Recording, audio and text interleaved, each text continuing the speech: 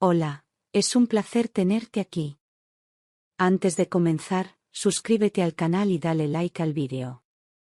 Me llamo Elena Morales, tengo 34 años y llevo casi una década casada con Javier, el hombre que creí conocer mejor que a mí misma, un compañero tranquilo, atento, de esos que saben cómo hacerte reír después de un mal día. Siempre pensé que nuestro amor era sólido, basado en la confianza y en los años compartidos entre proyectos pequeños y promesas simples. Cuando hablábamos del futuro, él lo dibujaba con palabras suaves y gestos que parecían sinceros. Nunca imaginé que detrás de esa mirada serena se escondía alguien que sería capaz de romper mi mundo en silencio. Pero a veces, hasta la persona más cercana puede ser un completo desconocido. Vivíamos en un piso modesto en el centro de Toledo, con una cocina pequeña que olía a café por las mañanas y una terraza donde solíamos cenar en verano. No teníamos lujos, pero compartíamos risas, series los domingos y sueños que parecían alcanzables. Javier hablaba de abrir una tienda de bicicletas, yo pensaba en estudiar un máster en educación. Todo parecía estable, casi predecible, pero en esa rutina también se escondía el inicio del olvido. La confianza crece en el silencio, pero también se desmorona cuando nadie se da cuenta. Los fines de semana solíamos ir a la casa de campo de mi padre, una propiedad antigua heredada de mi abuelo, con paredes de piedra, vigas de madera y una chimenea que aún olía a infancia. Era un lugar especial, aislado del ruido, donde los recuerdos respiraban en cada rincón. Allí celebramos aniversarios, cenas navideñas y tardes tranquilas cortando leña. Javier parecía disfrutarlo tanto como yo, cuidando del jardín, ayudando con las gallinas, fingiendo pertenecer a esa historia familiar. Nunca imaginé que ese lugar sagrado sería el escenario de la mayor traición de mi vida. Hace unos meses empezaron a circular rumores de robos en varias casas rurales de los alrededores, herramientas caras, electrodomésticos, incluso documentos desaparecían sin dejar rastro. Mi padre, siempre precavido, decidió instalar una cámara oculta en el salón, camuflada entre unos libros antiguos. Lo hizo sin grandes anuncios, con la discreción de quien solo busca proteger lo suyo. Nadie más lo sabía, salvo yo. En ese momento, no pensé que esa cámara grabaría algo más valioso que un ladrón común. Recuerdo que aquella tarde, mientras mi padre me hablaba del sistema de grabación y me mostraba la aplicación en su portátil, yo apenas prestaba atención. Asentí, sonreí, y prometí que le echaría un vistazo de vez en cuando. Olvidé contarle a Javier ese pequeño detalle, convencida de que no tenía ninguna importancia. Nunca imaginé que ese olvido inocente se convertiría en mi salvación. A veces, lo que callamos por descuido se convierte en la clave para despertar. Ese viernes por la mañana, Javier me dijo que tenía pensado ir solo a la casa de campo para alimentar a las gallinas y asegurarse de que todo estuviera en orden. Me pareció un gesto amable, una preocupación lógica después de las noticias sobre robos en la zona.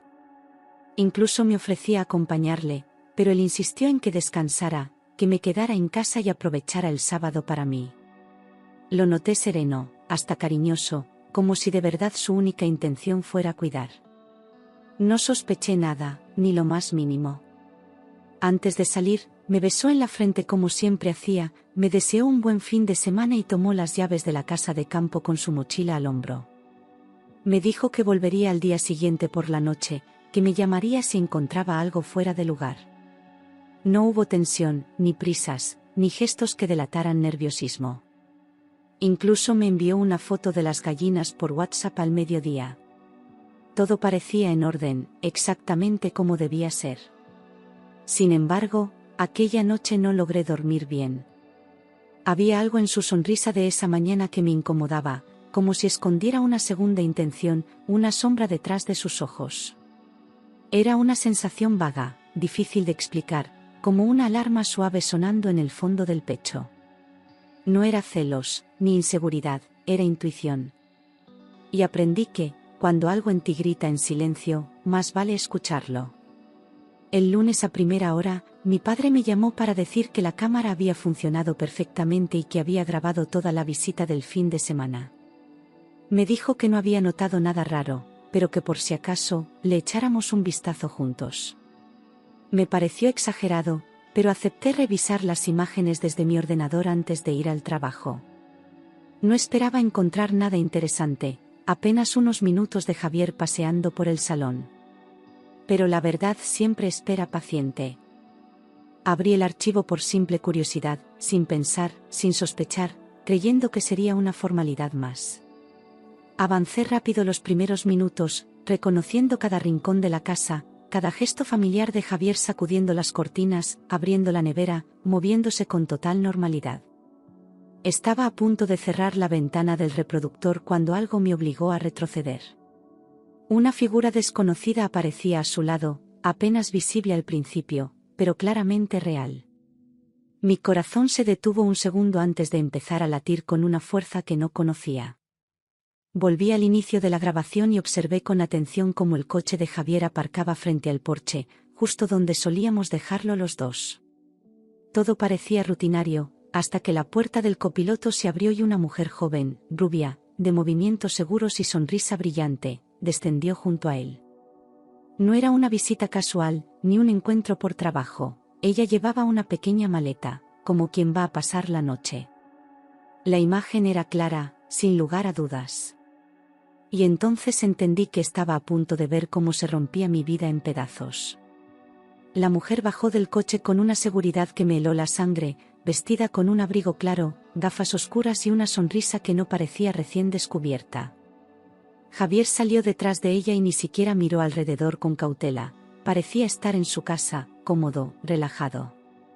Se acercó a ella, dijo algo que no pude escuchar, y entonces ocurrió lo que nunca imaginé. La rodeó con los brazos y la abrazó.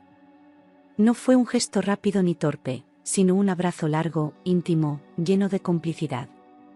Como si llevaran años repitiendo esa escena en secreto.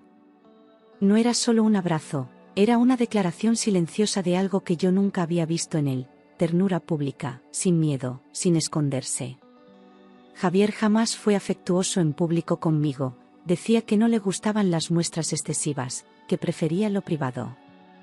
Pero ahí estaba, acariciándole el cabello, apoyando su frente en la de ella, sonriendo como un adolescente enamorado. No sentí celos, sentí vértigo. Era como ver a un actor con otro guión, una versión de mi marido que yo desconocía por completo.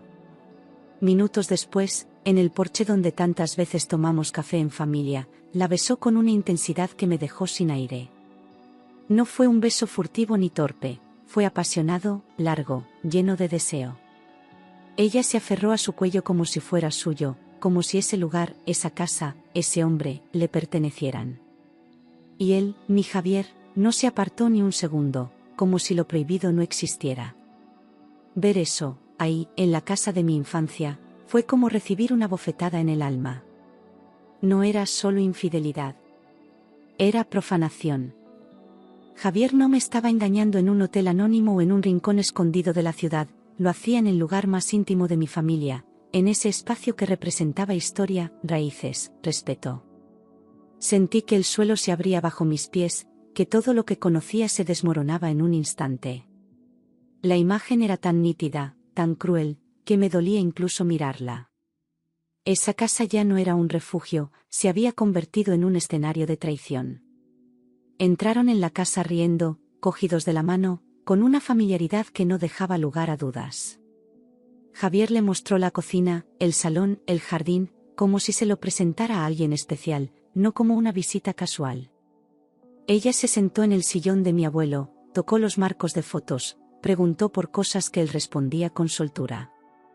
Esa casa no era un escondite improvisado, era su refugio, su nido compartido. Y yo, la esposa legítima, no era más que un estorbo fuera del cuadro. En un momento de la grabación, Javier abrió el armario del salón y sacó una botella de vino que habíamos reservado para nuestro 10º aniversario, un Ribera que compramos juntos con la promesa de abrirlo en una ocasión especial. Verlo descorcharlo delante de esa mujer, ver cómo brindaban con nuestras copas, fue como una puñalada directa al corazón. Se reían, brindaban por algo que desconocía, tal vez por una vida nueva.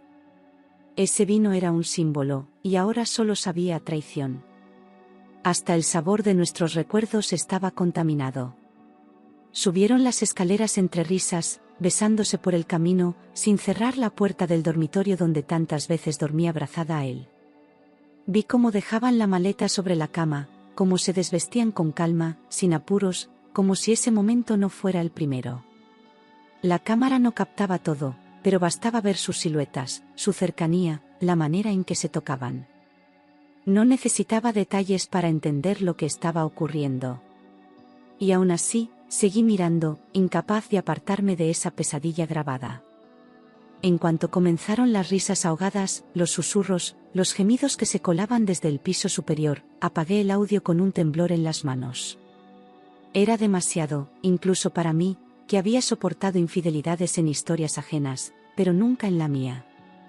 Me quedé frente a la pantalla congelada, como si lo que veía no fuera real, como si pudiera borrarlo con solo cerrar la tapa del portátil.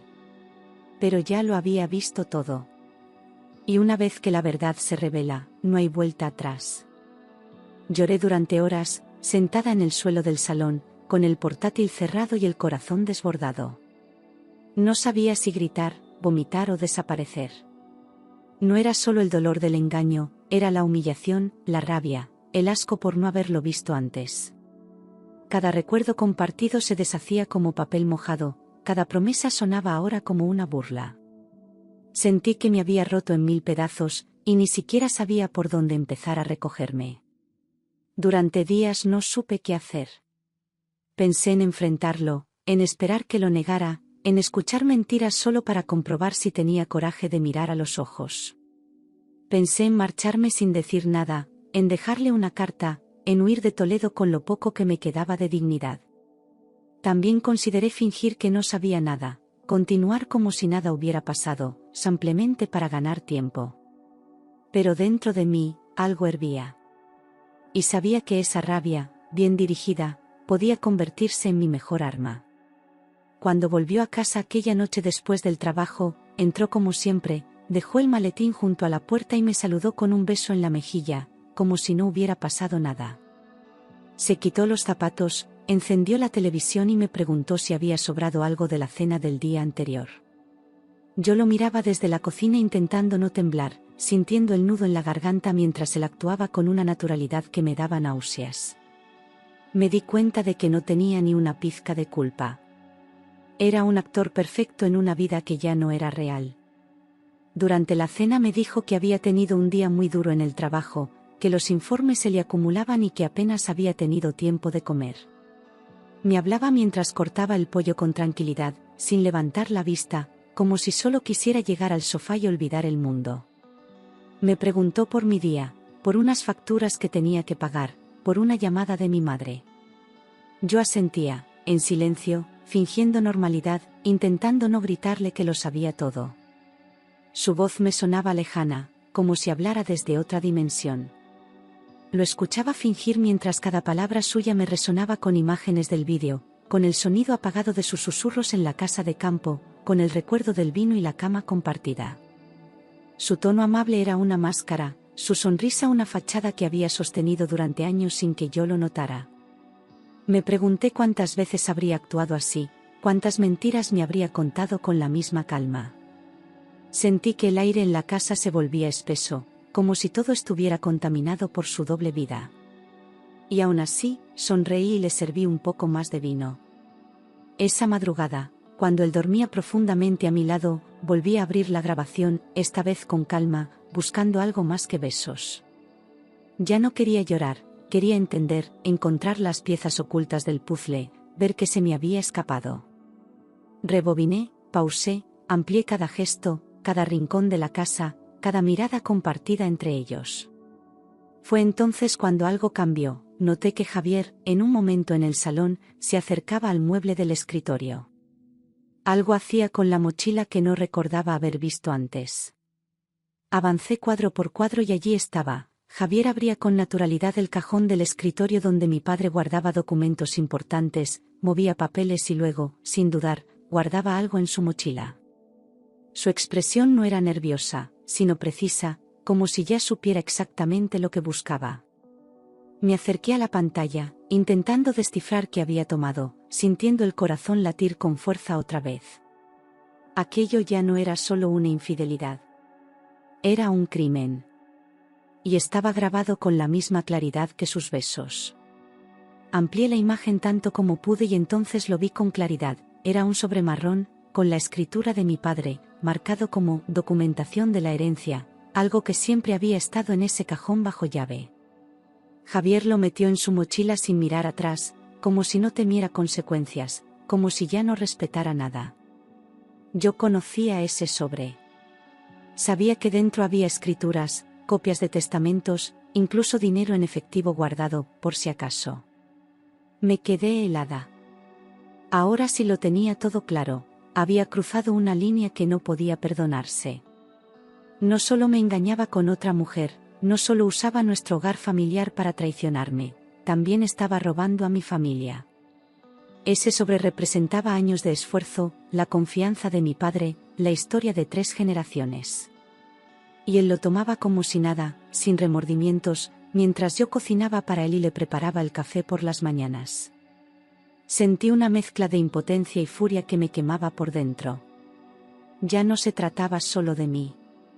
Se trataba de mi sangre, de mis raíces, de una herida que iba más allá del amor. Más tarde en la grabación, mientras estaban sentados en la terraza, lo escuché hablar con la mujer sobre empezar una nueva vida con ese dinero, sobre mudarse lejos, sobre dejarlo todo atrás. Usaban palabras vagas, frases disimuladas, pero el mensaje era claro, planeaban escapar, juntos, usando lo que no les pertenecía. Ella preguntaba si ya tenía todo listo, él decía que sí, que solo faltaban unos días más. Mi cuerpo entero temblaba mientras los escuchaba hacer planes con lo que era nuestro. Me estaban borrando en silencio, como si nunca hubiera existido. No tardé en buscar más información sobre ella. Con una foto del vídeo, supe su nombre en cuestión de minutos, Laura, compañera de trabajo de Javier, asistente de dirección en su empresa desde hacía 1 año y medio. Vi sus redes sociales, sus fotos en eventos, su risa en cenas de empresa que él decía que eran aburridas. Descubrí que habían coincidido en varios viajes, que compartían mucho más que horas de oficina. Ella no era una aventura. Era parte de un plan frío, detallado y cruel. Y yo, mientras tanto, seguía creyendo en un matrimonio que ya no existía. Juntos planeaban vender la casa de campo, usar los documentos falsificados para acelerar el proceso y marcharse a vivir a Portugal, donde ella tenía familiares. Lo tenían todo organizado, una nueva cuenta conjunta, una inmobiliaria interesada, incluso una fecha tentativa para firmar los papeles. Todo sin que mi padre ni yo lo supiéramos. Se reían mientras hablaban del retiro perfecto, de dejar atrás los dramas y empezar de cero. Aquello no era un desliz, era una operación meticulosa. Y yo decidí, en ese momento, que no iba a permitirlo. De repente, todos los años juntos se convirtieron en una mentira cuidadosamente sostenida. Las cenas, los viajes, las conversaciones nocturnas, todo parecía parte de una obra donde yo era la única que no conocía el guión. Empecé a recordar momentos en los que él parecía distante, pero que yo justificaba con estrés o cansancio. Ahora lo veía todo con otros ojos, entendiendo que cada caricia y cada palabra amable eran parte de su teatro. Y dolía, porque yo sí había amado de verdad. Esa misma noche, con el corazón endurecido, empecé a revisar su móvil mientras dormía. Sabía la contraseña, la misma de siempre, y nunca había sentido la necesidad de usarla para espiarlo. Pero esa confianza había muerto, y ahora necesitaba respuestas. Busqué correos, mensajes, llamadas, registros de ubicaciones, todo lo que pudiera darme más piezas del rompecabezas. Y lo que encontré no hizo más que confirmar que mi intuición no se equivocaba. Había decenas de mensajes con Laura, no solo en WhatsApp, también en su correo personal y en redes que ni sabía que usaba. Hablaban de hoteles, de escapadas, de planes de futuro con una libertad que me revolvía el estómago. En una conversación, él le decía que pronto todo estaría resuelto, que la vieja casa ya tenía comprador. Ella respondía con emojis de corazones, como si robar y traicionar fueran parte de una historia romántica. Lo tenían todo documentado, como si nadie pudiera detenerlos.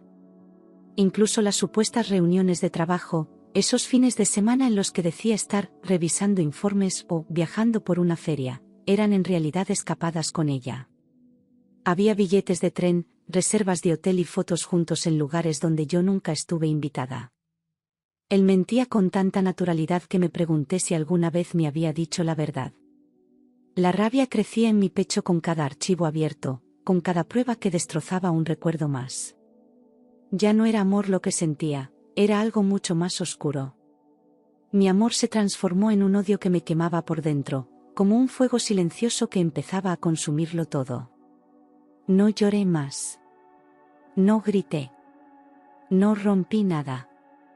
Solo me senté en la mesa de la cocina con el portátil encendido y los ojos clavados en el vacío.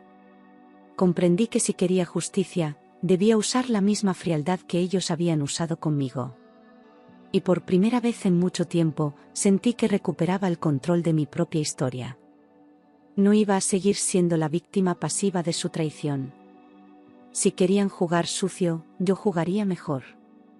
Ya no se trataba de salvar un matrimonio muerto, sino de proteger lo que me pertenecía, lo que aún podía reconstruirse.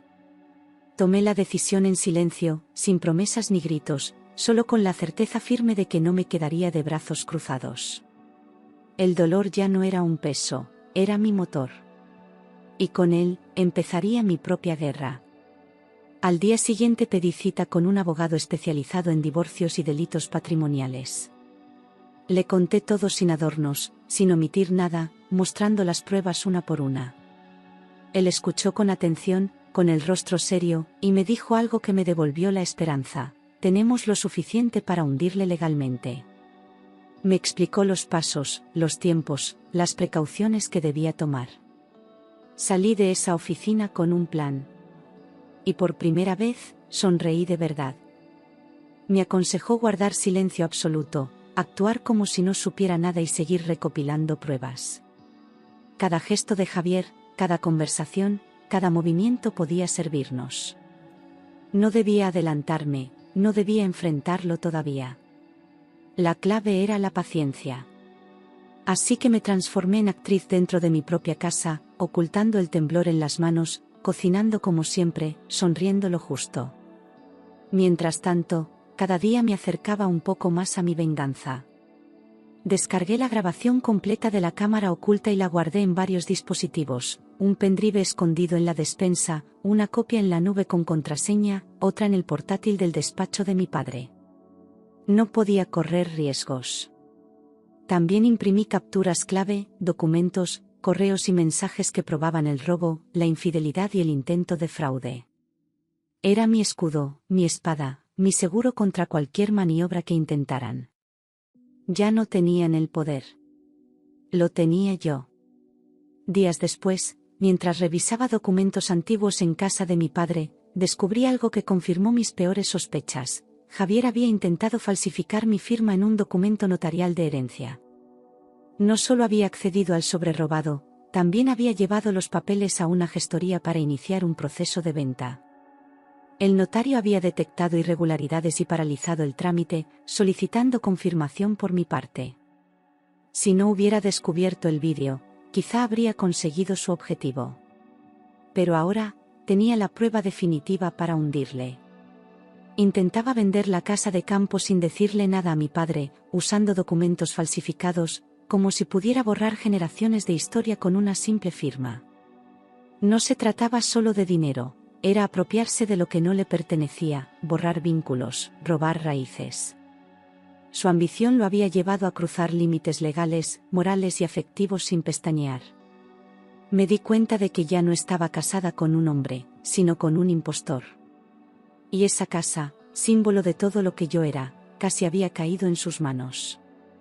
Lo cité a cenar un jueves, fingiendo que necesitábamos hablar del futuro de nuestro matrimonio, usando el mismo tono que él había usado tantas veces para ocultar verdades. Preparé su plato favorito, encendí velas, vestí como solía hacerlo cuando aún creía en nosotros. Él llegó puntual, con esa misma sonrisa ensayada que ahora me parecía repulsiva. Se sentó frente a mí, relajado, sin saber que estaba a punto de enfrentarse a todo lo que había ocultado. Yo, en silencio, Ya había decidido que esa sería la última vez que me miraría sin culpa. Durante la cena fingí estar feliz, nostálgica, como si quisiera recuperar algo que en realidad ya estaba muerto. Le hablé de nuestras primeras vacaciones, de las ganas de ir a la casa de campo juntos, de hacer un reinicio en nuestra historia. Él me miraba con ternura fingida, creyendo que su máscara aún funcionaba, que yo era la misma ingenua de siempre. Jugaba su papel sin saber que la obra estaba a punto de terminar. Cada palabra que decía era una cuerda más con la que se iba enredando. Le pedí que me acompañara el fin de semana siguiente a la casa de campo, con la excusa de reconectar y arreglar las cosas entre nosotros. Al principio dudó, se notaba incómodo, como si no supiera cómo negarse sin levantar sospechas. Pero terminé convenciéndolo con una sonrisa y una mano sobre la suya, como tantas veces antes. Aceptó, sin saber que lo estaba guiando directo a su caída. Esa casa, que él pensó que sería su refugio, se convertiría en el escenario de su juicio final. Cuando llegamos, noté que miraba todo con cautela, como si el aire allí ya no le resultara tan cómodo como antes. Caminaba por las estancias con una tensión que antes no existía, preguntaba por detalles sin importancia, evitaba mirar ciertas zonas. Sabía que algo había cambiado, pero no imaginaba qué. Yo actuaba con naturalidad, sin apuros, esperando el momento exacto. Y fue entonces cuando vi, por primera vez, el miedo verdadero en sus ojos. Nos sentamos en el salón, como tantas veces antes, y sin decir nada, encendí la televisión conectada al portátil y reproduje el vídeo. No hubo palabras de introducción, ni gritos, ni acusaciones. Solo imagen tras imagen desfilando ante él, su coche llegando, la mujer bajando, los besos, el robo. Durante los primeros segundos intentó mantener la calma, pero pronto su expresión se quebró. Ya no tenía escapatoria. Estaba atrapado por la verdad. Su rostro se volvió pálido, las manos le temblaban y la boca se le abrió ligeramente, como si quisiera hablar pero no encontrara las palabras. Yo no dije nada. Lo observaba en silencio, dejando que el peso de cada imagen hiciera su trabajo. No había excusas posibles, no había margen para negarlo. El salón, que antes nos acogía con calidez, se había transformado en un tribunal, y él era el único acusado. El silencio entre nosotros era más fuerte que cualquier grito. Intentó negarlo al principio, balbuceando frases sin sentido, culpando al estrés, a la rutina, a una confusión que no engañaba a nadie. Dijo que lo de Laura no significaba nada, que el sobre fue un error, que pensaba devolverlo todo. Yo lo dejé hablar, observar cómo su mundo se derrumbaba con cada mentira mal construida. Cuanto más hablaba, más patético se volvía. La imagen de aquel hombre que una vez amé se deshacía frente a mí, sin dignidad, sin valor. Finalmente se derrumbó. Dijo que lo admitía todo, la relación con Laura, el plan para vender la casa, el robo del sobre, los documentos falsificados. Se justificó diciendo que se sentía vacío, atrapado, que solo quería una nueva vida. Me miró con lágrimas en los ojos, pero yo ya no veía a un hombre arrepentido, solo a alguien que lamentaba haber sido descubierto. Su confesión no me trajo paz. Solo confirmó que yo ya no tenía nada que salvar. Me levanté del sofá, sin gritar, sin llorar, con la tranquilidad de quien ya ha cruzado el dolor más profundo. Le dije que no quería volver a verle jamás, que recogiera sus cosas y se fuera antes del amanecer. No hubo discusión, solo un silencio denso, definitivo. Javier intentó acercarse, pero di un paso atrás, marcando la distancia final entre nosotros. Aquel instante fue mi liberación, por fin había recuperado mi voz.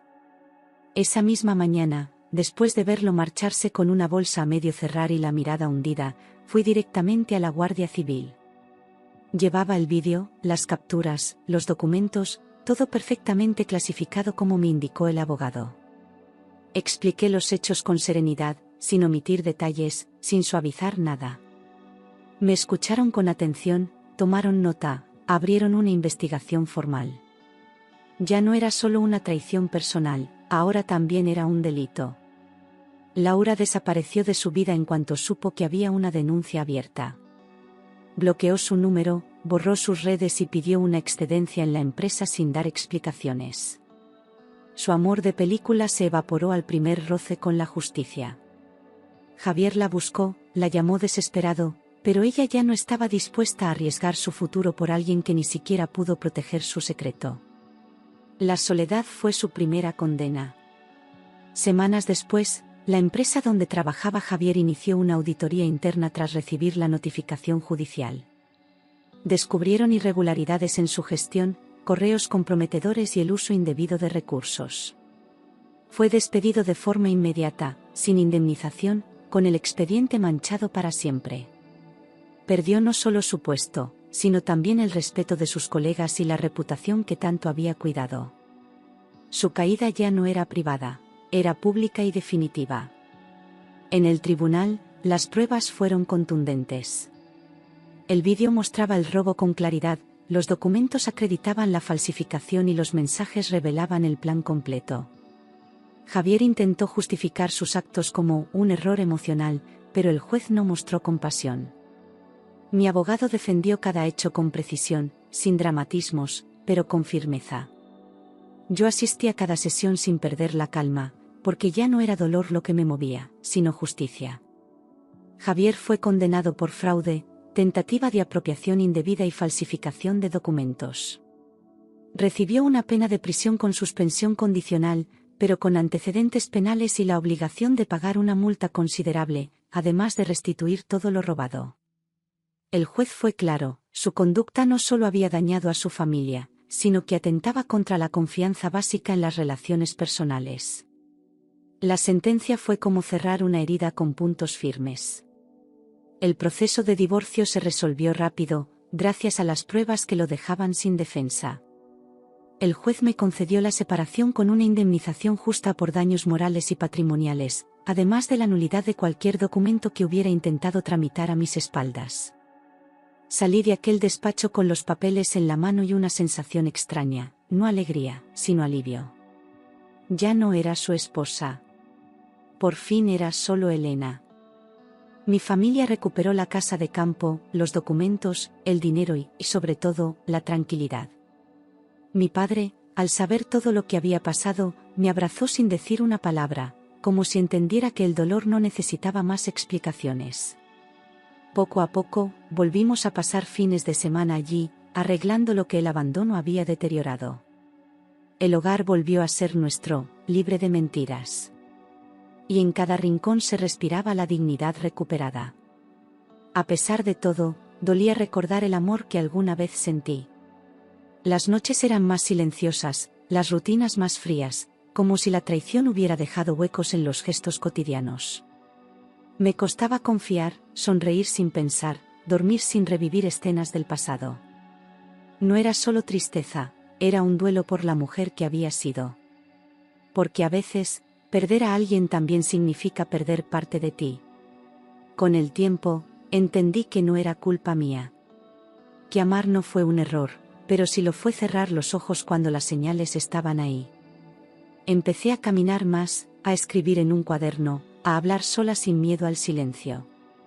Mi terapeuta me ayudó a nombrar el dolor, a soltar la culpa, a recordar quién era antes de Javier.